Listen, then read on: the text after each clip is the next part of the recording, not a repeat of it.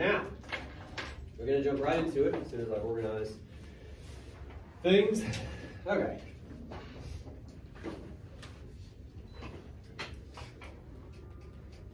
We're going to start by talking about the paper because that's how I start every unit. That's what makes the most sense to me. We're going to be looking at the prompt on the, I almost called it a board, on the screen. And of course, you're free to follow along up here. But everything we look at like this is also on Coursed-In, so you can follow along in your lap or whatever if you prefer that. Make it a little bit bigger. Okay. I'll go ahead and say this too. As we talk about this, it's not going to take too long. We're then going to very quickly move to Old Men Playing Basketball, which I'm really hoping you read for the day. Otherwise, today's class is going to suck. That said, I'm not going to project that one on the board. It doesn't work as well. So for that, I would ask that you pull it up on Coursed-In on your phone or whatever you got. It will work better for you if you have it near and dear to you. Anyway, paper 1, literary analysis, source text, any assigned Fairchild poem, and that language is specific for a reason. You cannot write, unfortunately, about the James Wright poem, right? The one we looked at for last time. That's for in-class purposes. That's for just getting the conversation started that we're going to have here for the first unit, but we're not using it for the first paper because we're not going to spend any more time on it, right? Length, at least 3 pages, not counting the works cited. Of course, that is double-spaced. Some of you are going to bellyache to me about 3 pages. I think we can all do it. I really do. I think you can do it. Percentage of your grade, 25%. That's not nothing. You are allowed to feel some kind of way about that, but that's also just how these classes go. The bulk of what we do in here is geared toward writing these papers, so of course they matter more than the other stuff we do. Format. I alluded to this a moment ago. It's MLA. This is 1102. We come in here with a bit of an expectation that you have a working knowledge of MLA, so I'm not going to spend a whole lot of time on it in class. That said, if you have concerns about it or you're not quite sure about a thing, you can talk to me. You can also Google stuff. I'm consistently shocked by how often you guys just will not look a thing up. It's literally in your hand. You know what I'm saying? You just, MLA, it's 3 letters. You hit enter and you're off. So, anyway, the final draft will be due the 2nd. I'm terrible with dates. Today is the 13th, is that correct? Excellent. We got a fair bit of time on this, right? We're going to look at a couple poems, 1 per class, basically, for the next little bit. We'll be working on the paper the whole time, both in terms of practicing different elements, but also you guys writing a little bit for homework as we go, in the hopes that when we get closer to this date, you'll have some stuff, both up here and hopefully on a page somewhere, so that you're fairly well prepared for that. All that said, what is the assignment? I will always, of course, as prompts go, give you some kind of description of the assignment here. You're free to read that at your leisure. I'm not going to read at you, though. I try to sum it up. And the best way I can think to do it, these 2 things. Poems, like any text, by the way, any text. Poems, books, movies, TV, commercials, graffiti, anything human beings make for other human beings, in some way, shape, or form, is a story that we tell ourselves about ourselves, okay? And the reason I put it that way is this. Think back to last time we talked about Martin's Ferry. All we really did, because we didn't have time for anything else, we did a super quick explication of that poem. We talked about what's literally happening, which you got to do first, and then for the last bit of class, we went a little under the surface of like, okay, we see what's literally happening, but what does any of that mean? What does any of that tell us about the world we're kind of peeking into in that poem, right? Analysis, the kind we're going to do, is a step beyond that. But I want to stay in that explication space, for just a second. Why is the speaker telling us the things he's telling us about the world we're looking at? Do you see what I'm saying? That's going to tell us, usually, a whole lot about certain values we might have as a society, or beliefs, or could be a societal critique. To help that make sense, I'll put it this way. So much of that poem, when Autumn Begins in Martins Ferry, Ohio, right? So much of that poem is centered around the sort of socio-economic reality of living in the Rust Belt in the mid-20th century, right?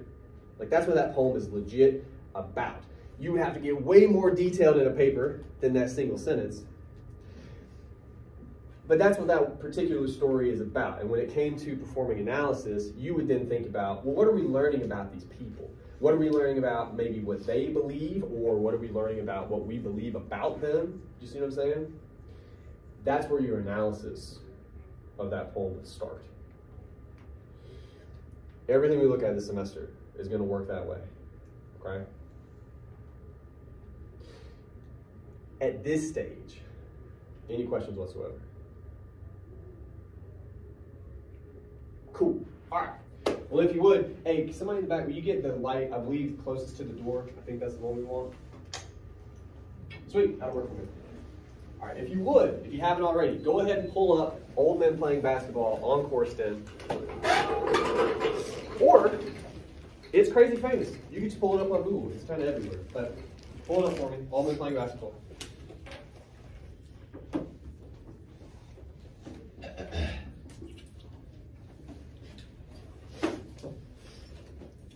Moment for that.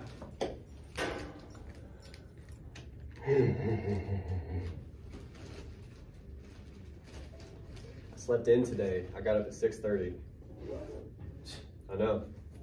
That's real though. You know, like when you sleep a little too much, you're tired too? Yeah. My alarm went off. I have an alarm, so like I can't sleep past 6:30 until they get the boys out of the house. It went off and I went, oh no. So I'm going to yawn at you a lot, is what I'm saying. All right. Old Men Playing Basketball. We're going to begin to approach this poem in very similar fashion to how we talked about the James Wright poem last time, all right? 3 steps. Step 1, you got to read it. Let's do that. Old Men Playing Basketball. The heavy bodies lunge, the broken language of fake and drive, glamorous jump shots slowed to a stutter. Their gestures, in love again with the pure geometry of curves, rise toward the ball, falter, and fall away. On the boards, their hands and fingertips tremble in tense little prayers of reach and balance. Then, the grind of bone and socket, the caught breath, the sigh, the grunt of the body laboring to give birth to itself. In their toiling and grand sweeps, I wonder, do they still make love to their wives, kissing the undersides of their wrists, dancing the old soft shoe of desire? And on the long walk home from the VFW, do they still sing to the drunken moon? It stands full, clock moving. The one in army fatigues and house shoes says to himself, pick and roll, and the phrase sounds musical as ever. Radio crooning songs of love after the game, the girl leaning back in the Chevy's front seat as her raven hair flames in the shuddering light of the outdoor movie, and now he drives, gliding toward the net. A glass wand of autumn light breaks over the backboard. Boys rise up in old men. Wings begin to sprout at their backs. The ball turns in the darkening air. All right, we've read it. Step 2, just plot. Just plot, really easy. What's happening? It's Old Men Playing Basketball. The title is kind of perfect that way, right? Good. Now we're going to be a little more detailed, just a little more detail, but that is an accurate summary of the poem, okay? Let's go stanza by stanza. Remember, that's the paragraph we have here. So first stanza, if you kind of gloss that, how would you sum up that first stanza? Like, what's happening there? We got heavy bodies and glamorous jump shot slowed to a stutter. Like, what are we seeing in that first stanza? That they're old, but we can get more descriptive. They're not as good as they used to be. It doesn't look good. It doesn't look good, right? Yeah. Due to their age, for sure. But we see what that looks like here in the first stanza. Second stanza, what about that one?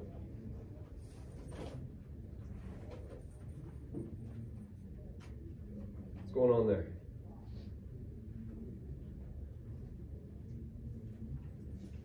Like, it also doesn't look good, but I think we get more specific still. They're aching, their bodies are... It hurts. This is a struggle, the game that they're playing. Again, due to their age.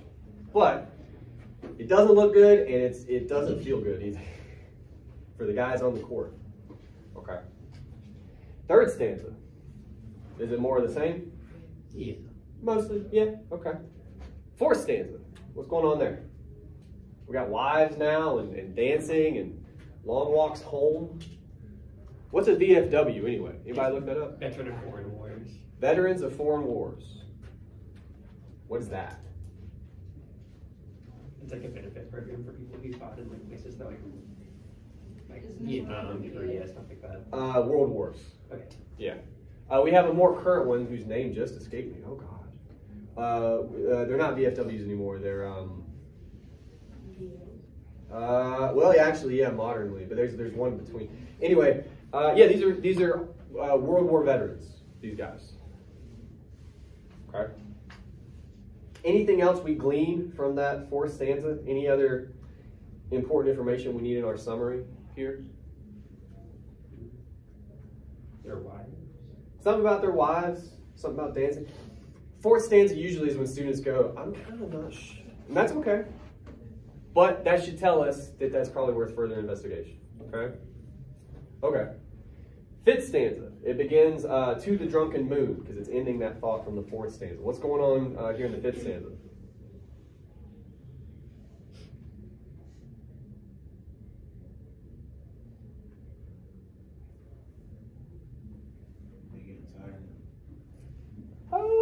Oh, you got that from fatigues?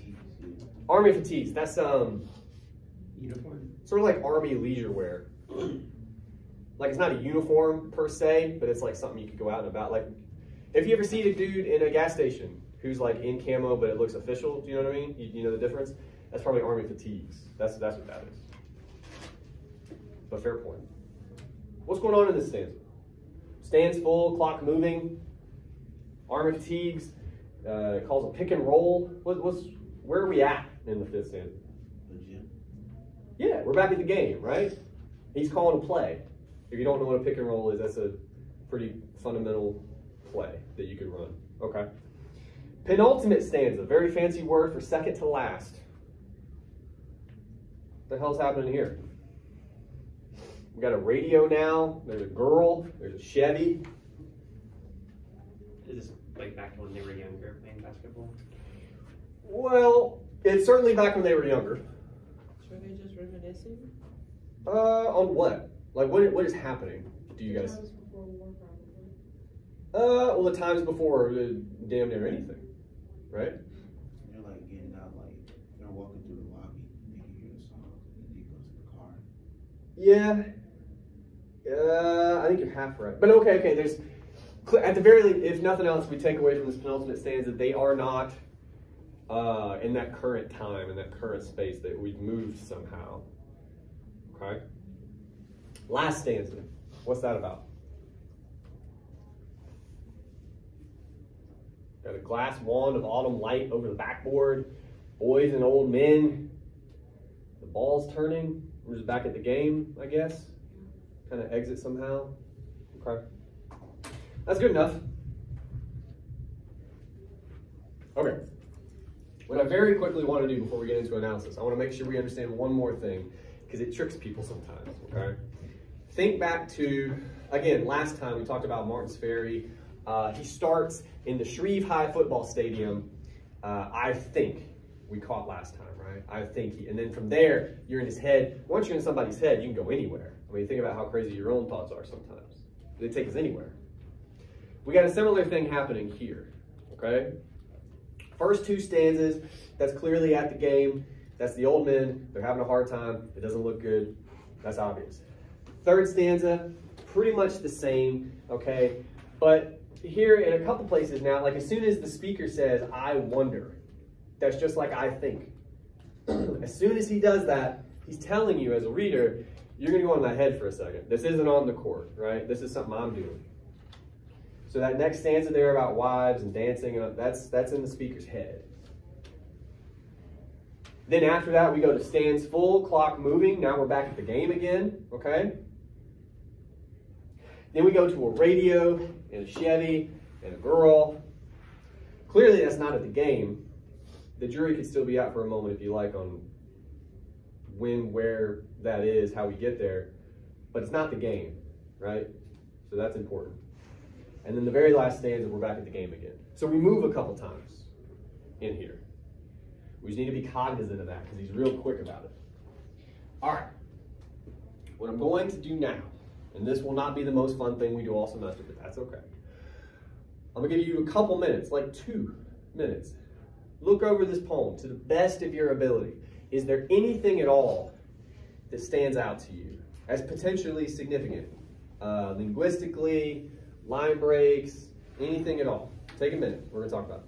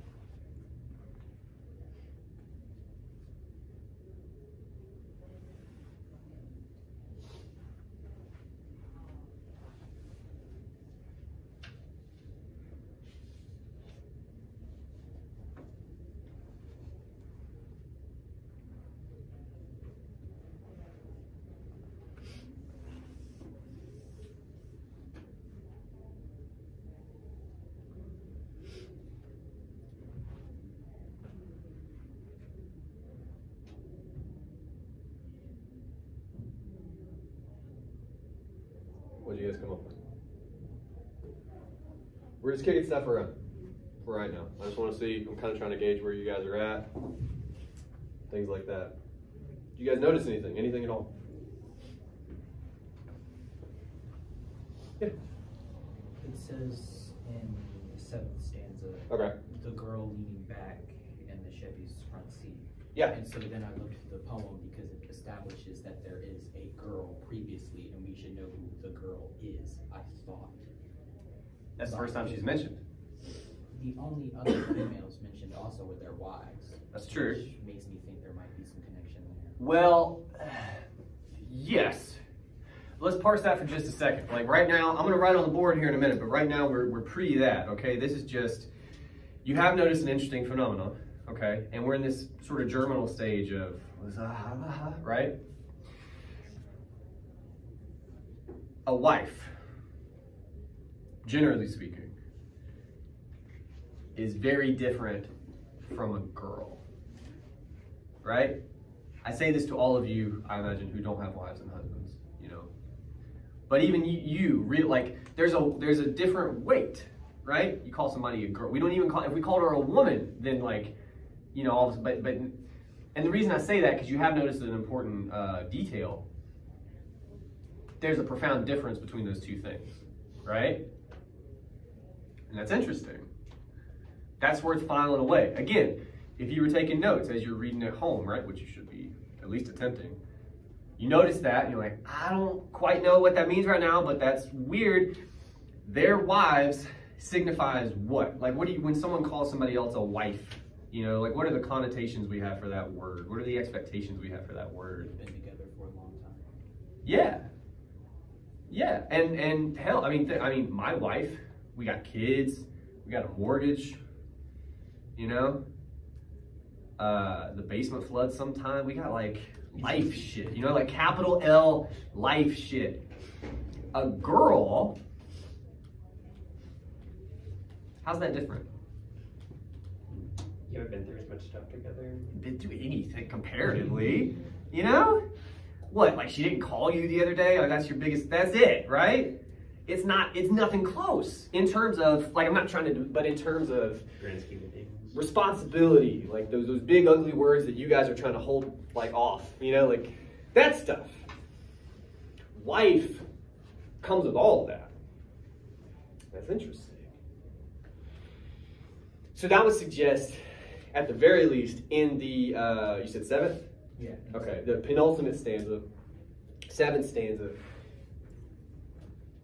chances are very high that everything around that girl probably falls in line with that theme of not nearly as much responsibility, life stuff, all of that. And again, that's interesting. That's something worth kind of putting off to the side and saying, all right, that could play a pretty big role. Because these are old men. They know responsibility, probably. They know life, you know, they've lived it. So why here at the very end are we going opposite that, right? Cool. Yeah. In the last stanza, it says like wings begin to sprout at their back, and the ball like turns in the darkening air. Yeah. That wording feels like deliberate. Yeah. Well, how so? Like, what do you? I'm not quite sure what you're trying to say. Please continue. It feels like super Okay. Well. intentional. Like. Okay. Yeah. I mean, it's in terms of poetics, it's one of those like we got to get out of this somehow. It's almost like a soft fade out. Mm-hmm. If you're familiar with movie terminology, like you can almost see the ball and it kind of fades out. Mm-hmm. Students will sometimes say that's like some death imagery, which like, you know, maybe. That's what I was thinking. Yeah, but also they're old men. Their whole life is death imagery, right? You see a truly old man walk through the door like, oh, like it. All of us are like, that's not going to work for long. So I'm just saying it's very available, right? And when it comes, and this is a great segue. We're going to move into analysis now. You want to be careful of a couple things. I told you guys last time. You want to pump the brakes whenever possible when it comes to your own expectations. And I'd go stronger than that. You want to pump the brakes whenever it comes to your own predilections. A predilection is something you're given to, right? And this will be hard for you guys because you're 18, 19, 20, in that range. You don't know yourselves terribly well yet. You're not fully formed yet, okay? I'm in my 30s. I know, gross. But I know myself pretty well. I know that I'm a pessimist. I happen to know that I will pretty much always steer toward like the worst possible reading, or like the world is shit. Like my head will go there. I know that about myself. So I know when it comes to analysis, early in the process, I need to check that, right? If I'm reading a thing like, oh, this is just because people suck. I tell me like, well, maybe, but also maybe that's just you reading what you want to see in there, right? You got to pump those brakes. The second kind of argument you got to watch for, I'll write it for you here. Banal, a banal claim. And we only got there with what you said. This is not what you said, I just want to be clear. But a banal claim is low-hanging fruit, expected. Everybody could see it. So for instance, what you would not want to argue to me if you wrote about old men playing basketball is about how these old men are clearly gonna die soon, and this poem's about death. And I'm like, no, really? Right? We all know that. We all know that. So it's banal. And the reason that's a problem, other than it's kind of annoying when somebody comes at you with something obvious, right? The real problem for you is you have nothing to say. It's an argument that's not worth making. I'll give you an example. So for instance, you're about to cross the street out there after our class is done, and there's some traffic and blah, and you're looking and you're waiting. If I approached you with like a bar graph and all kinds of stats, and I was like, let me talk to you for 10 minutes about why you should look both ways before you cross the street, you would look at me and go, please don't do that. You don't need that information. You know the argument. It's a pretty strong one. It's banal, right? Conversely, my 4-year-old and my 6-year-old, we got to work with them on that. We got to convince them sometimes. My 4-year-old will be like, I'm fine, I'm good. You're like, no, you're not. Like, we have to actually talk to them. It's not banal to them, right? Old men, gonna die soon, this poem is about death, is banal. We get it. And you would have nothing to say. You would be staring at those 3 pages very upset with yourself if you were aiming at that, okay? So let's try something else. I'm going to say there's a line, but it's technically 2 lines. There is a line in this poem that I would hope, at least for some of you, came out of left field. The description, I think I said this to you last time, it should set off alarm bells. You're reading a poem about old men playing basketball, and they're having a hard time, and it doesn't look good. And I think that's something we would all expect. If you just picture a couple old men on a basketball court doing that, I think we all have about the same image, right? The same. It's a sad movie, but like we see it. Okay. What doesn't fit in this poem? There's 2 lines where it's like, what the hell? Here and then here. It says, I wonder, do they still make love? And then a life break to their wives. Is that what you had? Yeah. Good. That's strange. Can we agree on that? Like, to fully paint the picture for you, again, we call it a speaker in a poem. This is, at least a poem like this, this is a guy like sitting down, just talking to you. Let me tell you about this time I saw old men playing basketball, and he just starts talking. And then halfway through his very quick story, he says, and I wonder, do they still make love to their wives? That's the part where you, as the listener, go, huh? Right? It's weird. That feels important. That feels like, in this case, the speaker's telling us a lot more about himself than he is the game. This is on the speaker's mind. Thank God this isn't on the court, right? Like this is... So what about that? We're gonna... Oh, there it is. We're gonna take a half step back just for a second. He says, make sure I get this right. I wonder, comma, do they...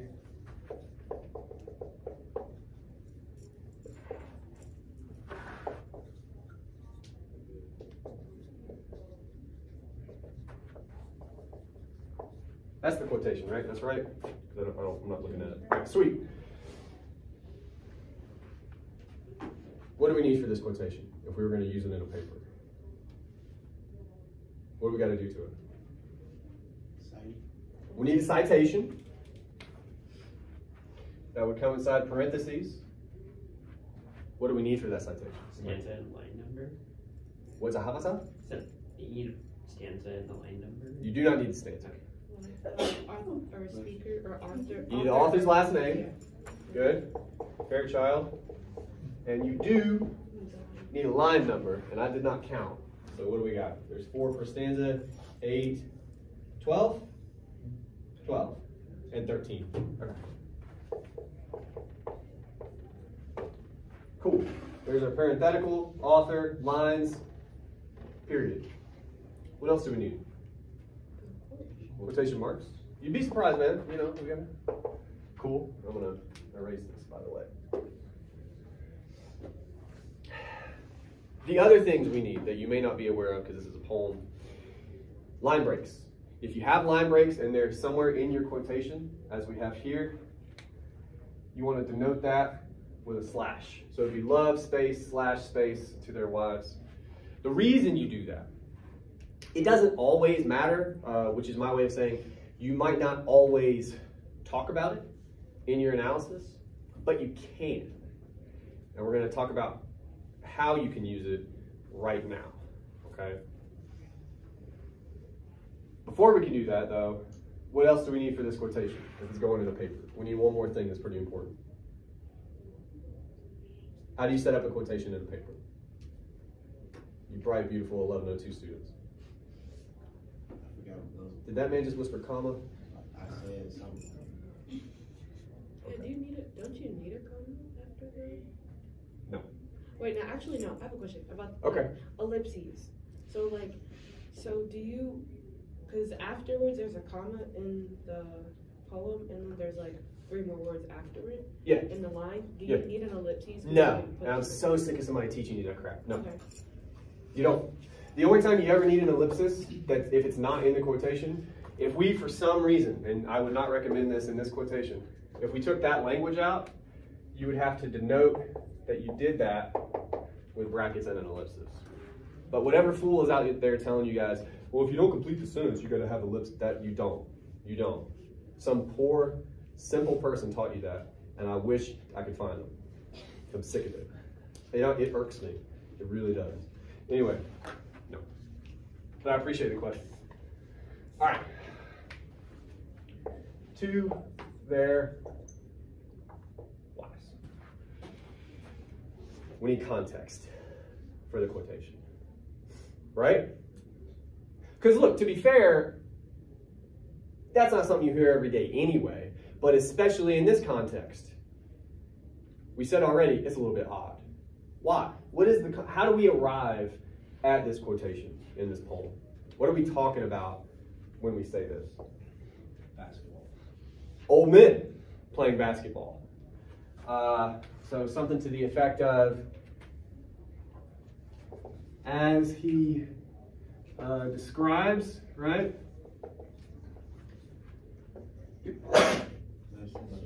These old men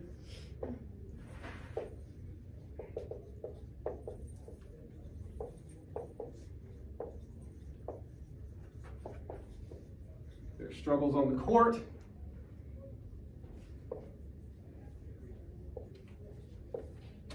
He wonders, and now I've kind of paraphrased the very start of this, so I can just take that out.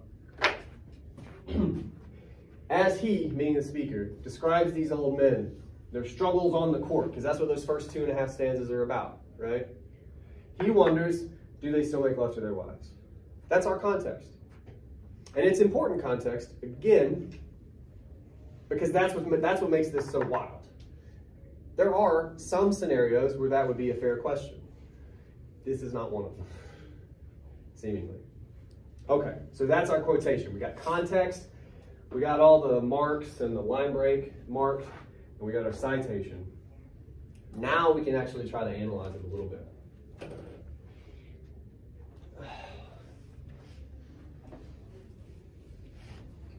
Let's start generally. What's so strange about this quotation? What makes it worth quoting, do you think?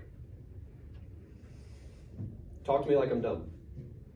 I read a basketball game, and he's wondering about them making love. And they're old. They would seemingly not have much to do with each other. Yeah. Well, then we'll come to that second part, okay? So to begin with,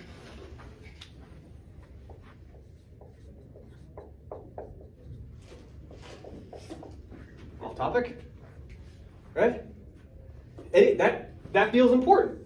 Because again, I said at the very start of this, that tells us a good deal more about the speaker than it does these guys, right? Why the hell are you, what's going on with you, man? Right? So that's important.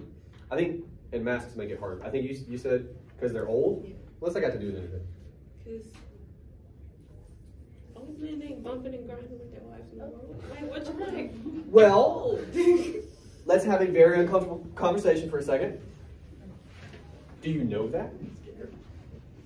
Yes. You know that. Well, not every. You know, some people, not every.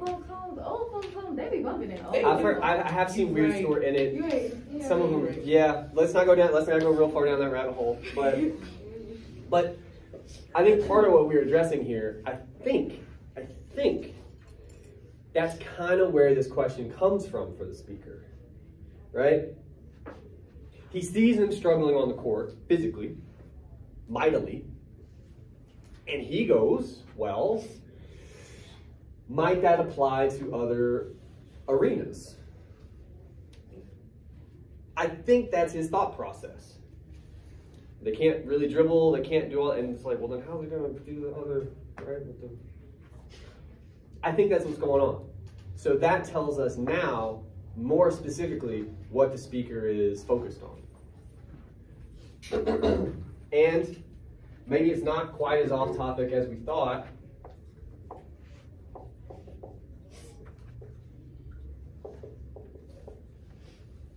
physical ability of these old men is really what he's questioning, right? Now, I think it's still very important. This is how he chooses to do it, right? You can talk about somebody's physical ability in all kinds of ways. Do they still do chin-ups every morning, right? But he doesn't do that. He does this. That's important. But I think this is what he's focused on. Look back to those first two stanzas. All of it is physical struggle. All of it. Never once does he really say much about, and how they thought to themselves, I can't do it. It's all hands and fingers and bones, and it's all physical struggle. So this is important. Why, though? Why does, and this is a moment for a hypothesis, right? Why do you guys think he watches this basketball game and pretty quickly moves to, I wonder if they still get down with their wives? Why do you think that's where his head goes? It's kind of like hard to explain as humans. Well, we got to try. Sometimes our mind is like in the gutter. Is Probably he just makes young? a joke or something. I mean, yeah, but well, I'll put it to you this way. Context is always everything, right? Or almost always. So he's watching a basketball game. Who's playing that basketball game? Old men. I keep calling the speaker a he. We never get a gender for the speaker. Is anybody going to push back on that for me? Does anybody think it might be a woman? Why is that? Because his mind automatically went to that. Why does that make him probably a guy? Because that's how He that. knows about the pick and roll. Women know about pick and roll, man. Sure. Yes. Women ain't stupid. All right, hold on. Everybody be easy. Everybody be easy. I don't know that quite came out right. That's okay. Everybody be easy. I think most of us would agree with your point, but I want to talk about that a little bit. Why, when we highlight this quotation, especially, do we just assume this is a dude? Because he said wives, not husbands. He said wives. Well, they're old men, and I mean, in a heteronormative society, we'd assume most of them have wives rather than husbands. You know what I mean? I mean, it could be a woman. It says make love to their wives. Yeah. In a sense of making love, because guys would say. Well, but also, to ask you the most unfortunate question you've maybe ever been asked, if you're going to describe old man sex, how would you do it? Sex. But Just sex.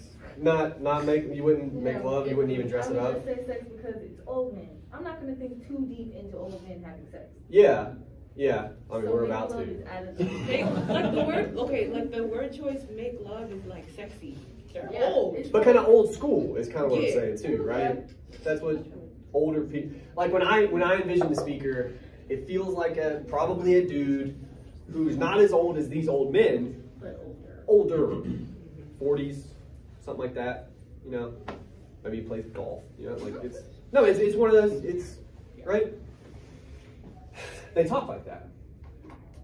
Now here's what's interesting. We have more to say about this, but I want to dig into the quotation a little bit. Talk to me about wives. We highlighted this at the start of all this. Roman, yes? Roman pointed it out. Why wives? You get the sense that the speaker doesn't know these guys very well. I mean, he's asking pretty intense questions about them, which leads me to think he doesn't know the answer, right? Why does he say to their wives? Because they're old men, and you assume they have wives because they're old, and then like they've experienced relationships and things, so that they can keep with their relationship.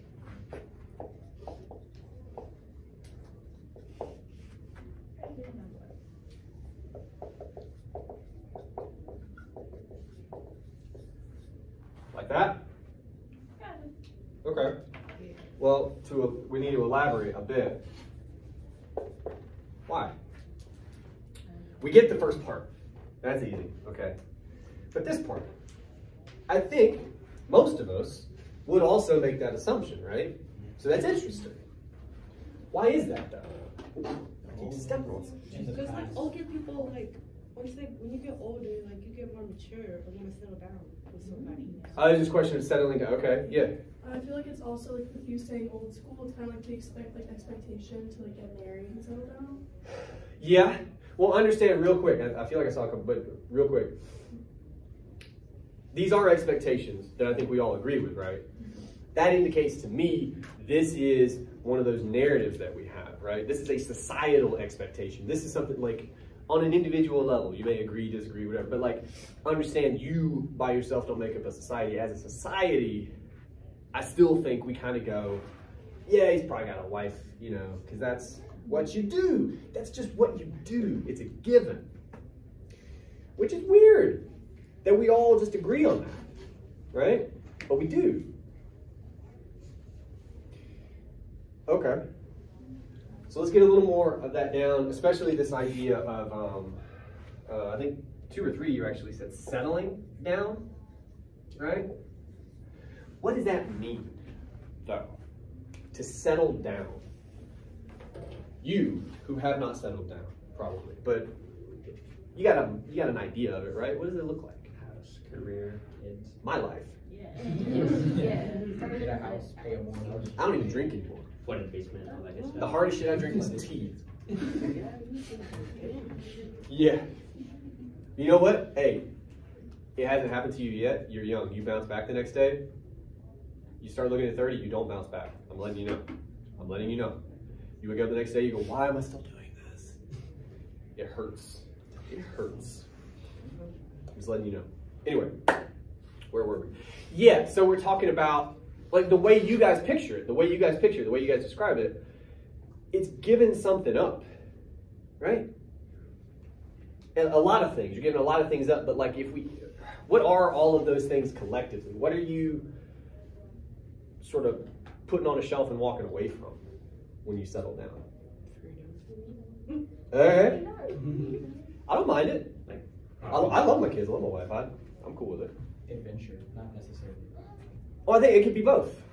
Like freedom, the way that you guys is kind of the possibility for that stuff, right? Right now, most of you, if you wanted, in some capacity, could kind of just put down whatever you call your life and say, I'm going to Lithuania. You could do it. You could, right? I do that. Somebody's gonna come find me. I'm not free like that. I'm not. I have responsibilities. I have attachments that hold me here, right?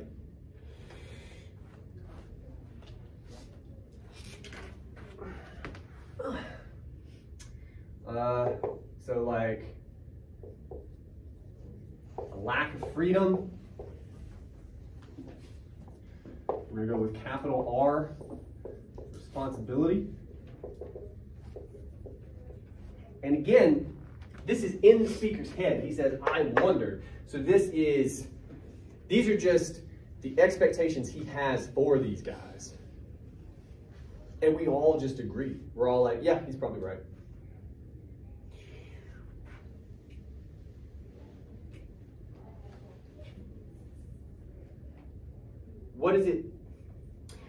What else does it tell you about his expectations that he has this thought? I think this indicates to us, like I think he's basically answering this question without answering it, right? What do you think he thinks about these guys with their wives? That's when you get older. Why? Not physically able. That's part of it. Or you're just kind of over it. Part of it. Why? Lack of passion. Okay. Yeah. What's up? I think he's implying that they try to do it, but it looks like how they're trying to play basketball. Oh, we're gonna come to that in a second. But okay, well, that's part of this. But what I'm saying is we have a couple options here. One, absolutely on the table is this, and we're gonna talk about that a little more in depth in a second. But there's another side of it, I think, that we're getting at here, and this is kind of weird, right? Like you guys, you did this all yourselves, right? I'm just kind of writing it down. We all got this going on. They're older, they've settled down, they probably got wives. Well, that means no freedom. They can't like be adventurous, all those things. But we're conflating then a lack of freedom, a lack of ability to adventure, what have you. With, I think I heard this from somewhere, that like a lack of passion or a lack of, I mean, that's a pretty good word, but like, we just assume, like, what we're kind of suggesting here is there's a direct connection between youthfulness and the freedom therein and strong feeling, strong emotion. Now we're saying it's not just that maybe they're not physically able. Now we're even wondering if emotionally, like, I can't be bothered, right? And that's kind of what he's implying here with all this. Responsibility, lack of freedom equals the death of love. Maybe. Yes, ma'am. But I mean, it can't be like the death of love, because you could say the same, there's a whole thing. We're not going to talk about anything with this poem in my life. I mean, I'm For, not saying that. you gotta say it for good reason, right? We Just like anybody could say the same, it's not just because like they're old men. Well, the point I'm making, okay, because I think I take your question, but I want to think about it in a slightly different way. We're never saying these things are true, right? What we're saying is these are ideas that we kind of hold as a society. We won't always admit them openly. We damn sure won't say this just to people at a basketball game, right? But how we got here, and whether, I mean, I may have worded it a little too strongly, that's possible. But how we got to this idea was just following the thread that you guys all agreed with the whole way, right? And all of that is that cultural narrative we have about youth and freedom and losing it, right? And I'm just saying the speaker's right there with you. That's kind of like putting away, you may not have put it, but the thought process down here is the same. So that tells us a little bit of something about us.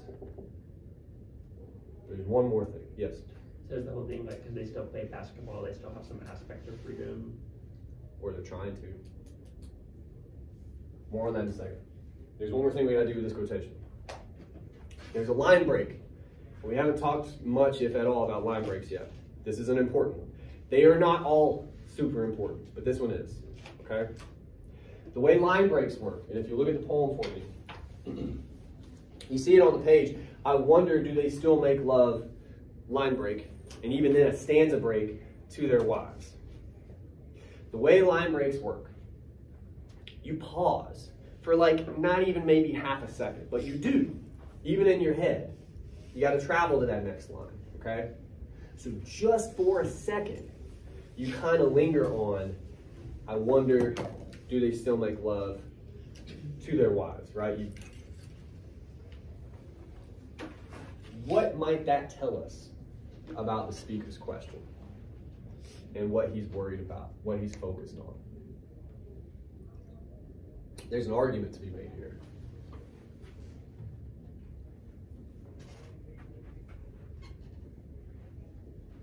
What's he mostly concerned with? The first part. Yeah. Oh, do they still make it? Yeah. Oh, to their wives. Yeah, sure. But mostly that one. What's that about? Because we got a whole lot down here about settling, because we talked about wives, and that's fair. But as soon as you focus on that line break and you keep in mind that, like, well, that really seems to take precedent, you could argue the wives are of secondary importance to this thought that he's having. You could. If that's the case, why do you think he's so focused on whether or not these old men still get down? Because the way all this started is, that is a damn strange thought to entertain, right? Why do you think that is? Why is that on his mind? So he's worried about when he gets older? Why? It's a hypothesis. We'll test it out. Why do you think so? I guess maybe because that's like representative of like youth and freedom. And it kind of slows down when you get older. He's kind of afraid of losing them. And just getting old sucks in all kinds of, because I mean, you are slowly marching to the end. Yeah, there's that. There's that. I think there's more to it. That could be part of it for sure. Why else do you think he's so focused on old man sex? I know, I just like saying it. Why is he worried about it? Maybe he has a wife himself, maybe he's in like a honeymoon stage. That's not the poem. That's not the poem. We went too far. It's all good. We went too far. All we know about this guy is for some reason he's watching old men play basketball, and this thought kind of bubbles to the top very quick. So that tells us he's concerned about it. All right, maybe we need to do this other thing first. I'm going to show you guys something. Not every poem works like this either. But bearing in mind what we've just learned, that the speaker is interested in the sex lives of these old men. Okay? Do me a quick favor. Go back, gloss the poem again. Do you see any language now that maybe reads differently in the poem? Take a minute.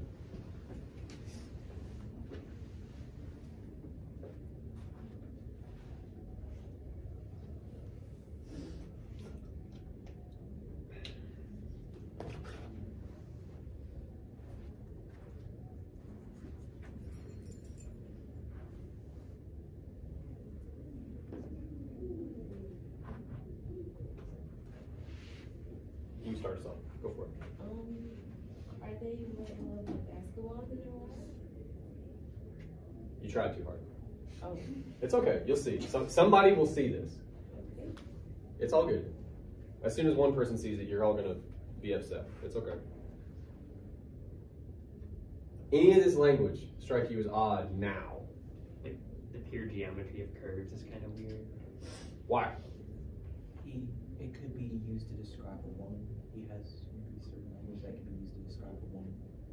Yeah. First of all, the line before that, their gesture is in love. We get that line break. A love gesture, a physical thing you do to represent love. Again, with the pure geometry of curves, really elegant way to talk about basketball, but also the sort of expectations we have for a woman's body and how it's talked about. Yeah? You had your hand up back there. Oh, it was the same thing you said. Okay. You guys see anything else like that? Yeah. It says on the board, their hands and fingertips tremble and pencil hairs of each reach and down. And What about the that? kind of bone. Now that I'm rereading it, it seems like sex. How so? Well, it's like The grinding, sure. like a headboard. A headboard, Yeah. unfortunately. Yeah. Ew. Do they still make love to their wives? Here's another great line break. Kissing the undersides of their wrists. But there's a line break in there. Right? I'm not going to spend too much time on that one. I just want you to see it. There's a lot of sex in this poem. There's a lot. There's more. And I won't drag you through it. There's a lot. It's really on this guy's mind. It's in his language. Do you see what I'm saying? It's not just in this one line. It's everywhere. So much so, you could argue he doesn't know it, right? So now again, I ask the question, why is he so focused on this? He's really focused on it, right?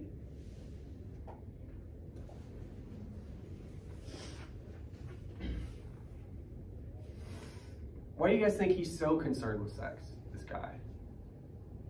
All we know about him, he's watching old men play basketball, and pretty much all of his thoughts come back to sex. Why do you think that is? You have it in, or maybe that was from your erasing, but you have it in marks on the board, but it says to their wives. Mm-hmm. Could he be thinking about his own wife or himself getting older? I think it's, I mean, again, we can't know if he has a wife. We can't know that. it is fair to wonder, because all of this weirdly comes back to the speaker, right? That's who we're learning about. We don't learn much of anything about these old men other than they're old. All that is to say, yeah, you got to think, what kind of mindset would a guy like this have to be so focused on that? It seems reasonable to suppose he's wondering about himself, his own sexual viability, something like that, right? For sure. So much so that he's thinking about it constantly. Now, again, I'm going to say we got to push a little bit further. Why do you think that is? Why is this guy? I mean, you could even argue he's almost anxious about it or something, right? Why, though? Say we had our first body paragraph, you know, and again, we may quibble with the language a little bit, but we kind of came to the notion that the stability, the settling down, is a lack of freedom, is a death of love. Responsibility is a death of love, in a way, right? They don't make a lot of movies where a guy runs through the rain and kisses a girl, and then the last 20 minutes of the movie is them working out a budget and like who's going to pick up the kids after school. You don't see that part. All the movies end with the rain and the running and the for real. Because that ends. That ends, according to this narrative. Why do you think this guy's so anxious about sex? It's in all of his language, right? Yeah. He's scared of his relationship potentially dying off when he gets older. He's scared of losing sex, right? If we're gonna really boil it down. Why? That tells us it's important to him. Right? Why? To mean the party's over, kind of over the hill. Yeah. I mean, some kind of party is over, I suppose. We got to figure out what party that is. What kind of guy's this worried about sex? He's so worried about it. Could you argue? No, that'd be leading you guys too much. Yes, ma'am. Does that have something to do with his pride or masculinity or something? Could. How so? Well, I feel like he's kind of looking at these old men for what they are. They're kind of weak and crippled, can't really do a lot. Mm-hmm. So I feel like, I don't know. That's the connection. Well, in no uncertain terms, they're his future, right? They are. And as he stares into that crystal ball and he has these thoughts and all the other thoughts we've seen now that are unsettling, sex and physical ability seem to be at the forefront, right? The lack of both of those things. This guy who's telling us all this stuff needs those two things, I would posit, right? I think it's, you got to think now, what kind of an umbrella unites those two ideas as important? One of them would be masculinity, for sure.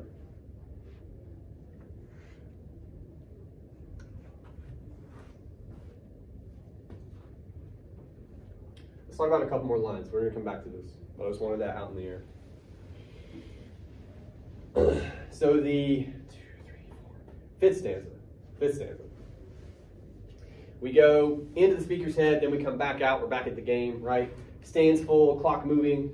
The one in army fatigues and house shoes says to himself, and then we get the pick and roll and all that stuff. Not everybody knew what army fatigues was. What are army fatigues? Somebody help us out real quick. Army clothes, army uniforms. Yeah, but again, like leisure uniform type of, when you're off base and stuff. Yeah, okay.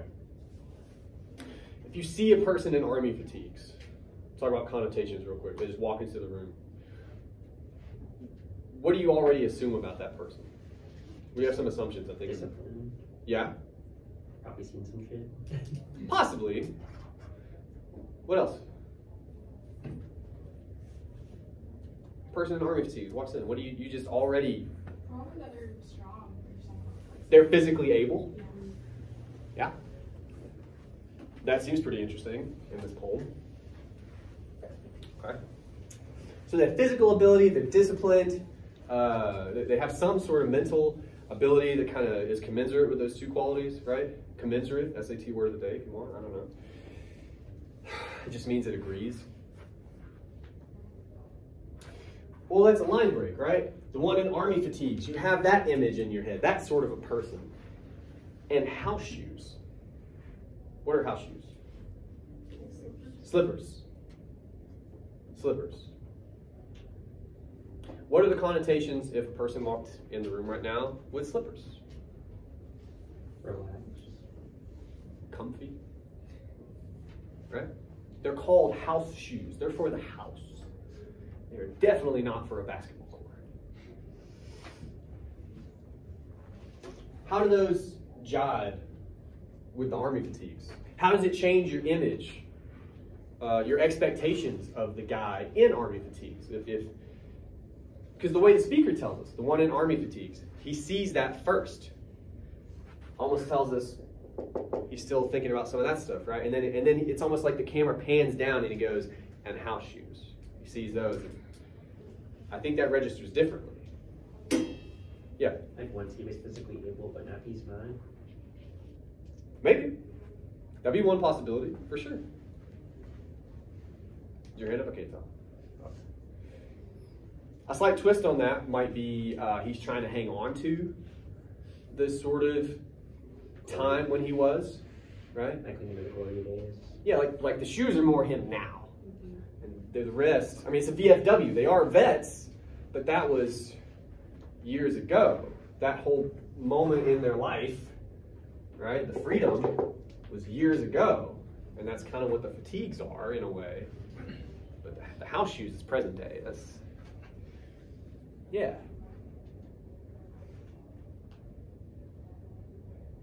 Does it make the old man less masculine, the shoes? No? Yeah. Maybe more understanding. I don't think so, but like. Try to think about the speaker. The way he says it, it's like, oh, and house shoes. Like, it's kind of just Yeah. like. Yeah. And again, the question becomes, well, why? What connotations about the shoes or what aspects of the shoes make it that way? And again, I think it comes back to the earlier conversation we were having about physical ability, or again, even comfort. You know, you can't outpace your own wiring. The way I was raised, if it rains, I'm not going to carry an umbrella. You know, goofy shit like that. I'm a pretty progressive guy, but there's stuff like you can't get rid of all of it, right? You're a dude, you just put your shoulders up, you get wet. Like that's kind of how it's supposed to be. I don't like it, but that's the world we're in. I think this is part of that. I think the shoes are a big problem for the speaker. We're steamrolling through some of this because we're running out of time. Penultimate stanza, we have to talk about this. We go from the game, the pick and roll musical as ever, that's the game, to a radio now, and the girl, right? That is not at the game. We can all agree on that? How did we leave the game previously in this poem? We left it before. How did we do that? Good. We just went in the speaker's head. The speaker took us somewhere else in his head. That's what's going on here. That's all this is. This is in the speaker's head, not the old men. Radio crooning songs of love after the game. The girl leaning back in the Chevy's front seat as her raven hair flames in the shuddering light of the outdoor movie, and now he drives, gliding toward the net. We got to talk about all that. So this is in the speaker's head. I just want the proper context for you.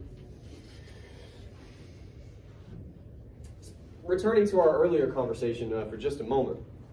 Do you guys see any language in this stanza that you might read slightly differently now that we've realized that the speaker is super focused on this?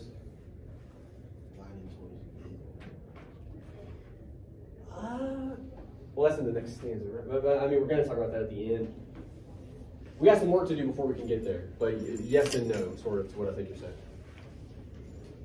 The way he just calls her the girl. Like, That's interesting. Here it's their wives. In that stanza, it's not even a girl, the girl, which could be important. Okay? Did you have thoughts on that, or it just struck you? Well, that's fine. We'll table it for a second. But yeah, I think there's something there. Did your hand up? Will? I have a thought on it. Go for it. I think it has to do something with going back in the past. For sure. Well, this is clearly how he envisions their past, right? I didn't push you guys on it. What's going on in this penultimate stanza? Like, it's in the speaker's head, but what is it? Flashback. Well, a hypothetical one. It didn't really happen, but Chevy at the drive-in. it's at a drive-in. If you picture old people on a date, what are they doing? They're getting milkshakes in stupid dresses, and they're going to a drive-in. That's how you see it. That's how we all see it, because we've all seen the same movies. Okay.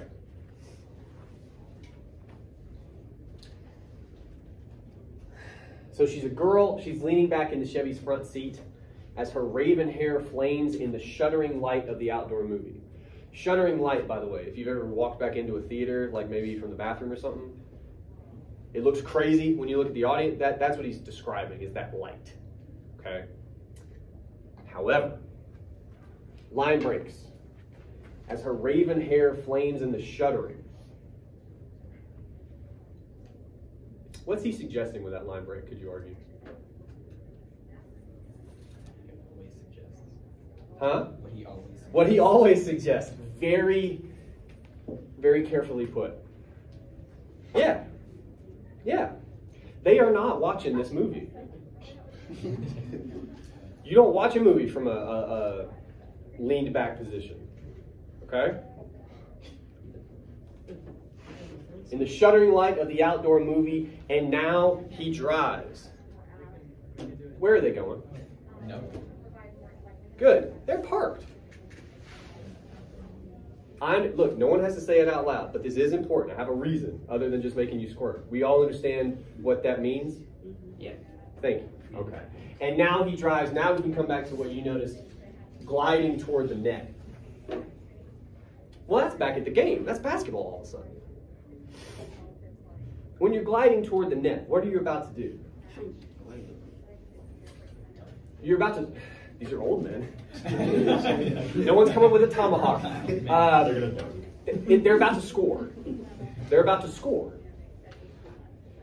Are we familiar with this language? Yeah. Thank you. Okay. But what's also interesting about it, I know we only have a couple minutes left, but this is important. It is going to be a layup, and we know that because it's old men. What kind of a shot is a layup? It's one of the first ones you teach, is it not? Why? Why? Because you don't have to like do much. You just Because it's easy. yeah. Because it's easy. Does that matter here? So the reason she's just a girl, because like it's just a hidden quit. It's just. I don't know if we can go that far, Like, but it's easy. responsibility, right? Like It's easy. Right. It just happens when you're young. You're just walking around and just fucking stuff like that. That's what the speaker is saying. That's what the speaker is implying here. In his head, in his like stereotypical version of what their lives must have been when they were young. This is what it is.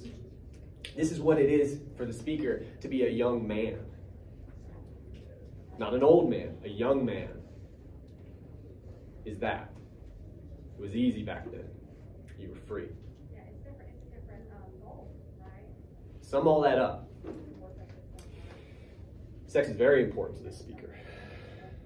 And I think you could argue, to tie it back into our earlier conversation, it's not just freedom that makes you young. Generally speaking, that's true. He doesn't talk a lot about women in this poem. He says wives, he says the girl. I hate to put it this way, but that's kind of their only function in this poem to this speaker. That tells us he's worried much more about the old men. He's much more worried about what it is maybe to be a man. So to be a young man for this guy and the happiness that that is, the way that you guys described it, is sex. Just kind of all over the place. The girl. And you need one for that to happen. But you know, doesn't need a name. Doesn't need, you know, the girl. That tells us a whole lot about the speaker and the world he comes from and how he defines masculinity. Okay? But it also tells us what defining it in that way does to him. Shapes his worldview, shapes his opinion perhaps of these old men and himself as he ages. Does aging in the way that he describes it make you less masculine? According to his parameters, sounds like it, right? But he's wearing house shoes, things like that. What we just did today, and then I'll let you go. I know it's probably time. We started with an explication. We actually have 2 minutes. So we started with an explication, okay? We talked about the poem and what literally happened, and then we did our damnedest to dig into interesting moments and talk about what's just below the surface. It's not just, as it turns out, about old men playing basketball. It's not. It is about that, but it's also about the speaker and how he describes the game and what we learn about him and his worldview. If you can take it that far with either old men playing basketball or little boy, which is what we're reading for next time, that's what the homework is, okay? You start with what's literally happening in the poem. You got to do that because you got to understand that first. But then the bulk of your work, I want you to do your best to tell me, why are we learning about it in the way that we are? What are we learning about these people? What are we learning about the world they're in? Okay? You can go much further down that rabbit hole. That's what we're going to do next week. But for now, I'm just interested in, get me a little bit past summary, right? If you can do that, I'll be happy. And that's due on course then. Sound good? I'll see you then. Thank you.